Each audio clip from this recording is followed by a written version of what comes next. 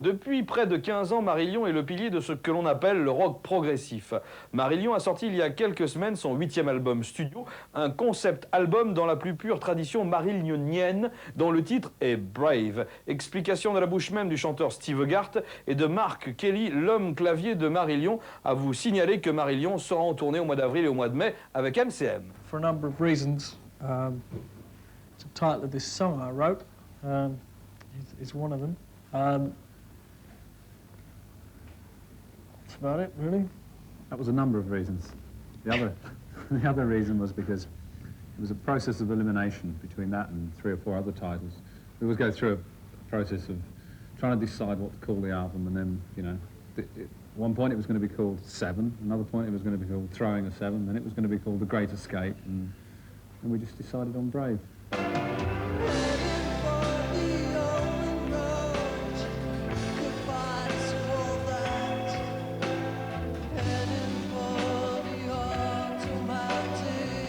Story that is based on something that actually I heard. I heard a broadcast on the radio in Bristol about 5 years ago, and the police had found a girl on the side of one of the motorways, traumatized so badly that she couldn't speak to them and refused to speak to them. They found her at the suspension bridge, big suspension bridge over the Severn estuary between England and Wales. And they had her in the police station for a couple of days, and she still wouldn't speak to them or say anything. And so they put out a broadcast on the radio to appeal to the general public in case anyone might know who she was or how she'd got there. And I happened to hear that radio broadcast, and I thought it was a great starting point for a story. And so what we've arrived at with this album is a work of fiction. It's a story about what has led this girl to this state of trauma and despair.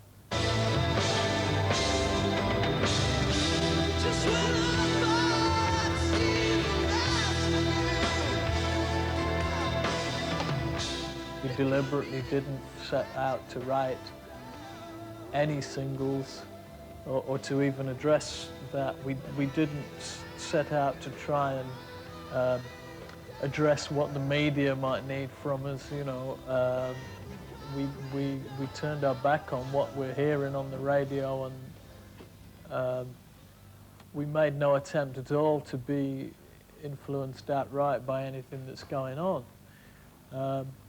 Which is a scary thing to do, because you're always wondering if having put a year of your life into something, and a great deal of money as well, whether or not anybody is going to be able to relate to it at all when you get the thing out and released.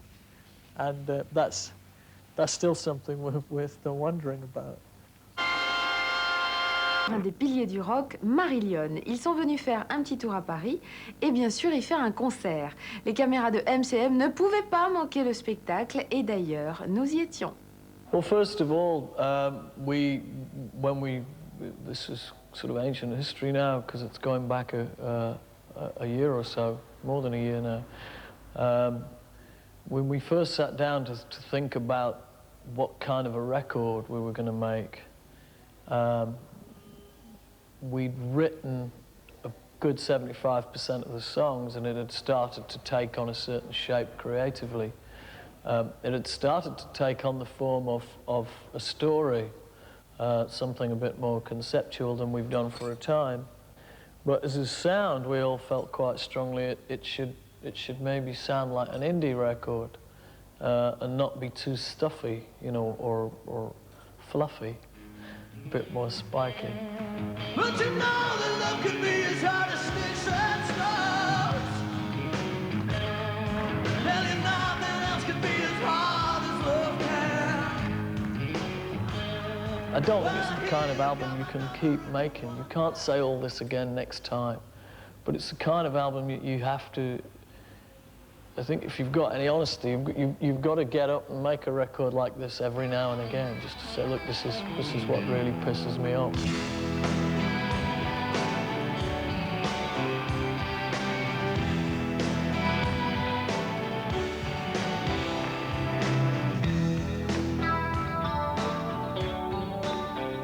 Well, the initial idea was to not work in a recording studio. That was our plan. We'd sort of come to the conclusion that recording studios are a bit sterile and lacking in atmosphere, and, you know, we thought it'd be nice to work somewhere else.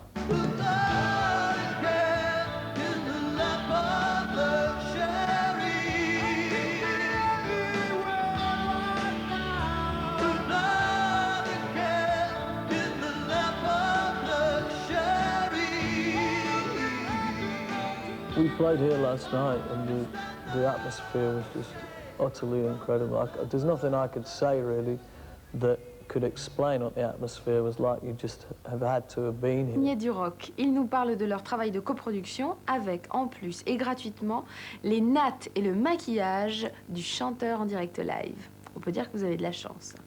We've always really co-produced, and some producers, you get a producer who insists on only having his name on it, right?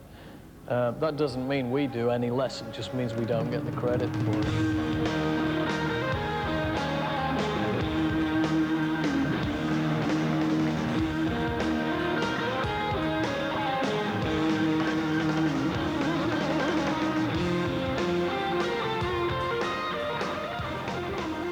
Well, I hope we're not going to end up having a particular sound or a particular style that we'll stick to, you know, a way of working. The thing about this album is it's different from all the rest, and we've tried to do something different. So the next album, again, hopefully will be different again. Although we plan to work with Dave Meegan again, because we're pleased the way it turned out with him. But how the music's going to sound or what sort of album it's going to be, we don't know till we write it. I don't know what you're doing here when there's murder on the street. I appreciate your concern. Probably The Hollow Man, really, because when it was first written, when I first wrote those words, it was a long time before we even came to think about this album. I actually wrote those words one afternoon in where was I? Not Boulder, that other place up in Canada, near Canada in the USA. Buffalo. Buffalo, I get them mixed up because they both start with B. Bisto.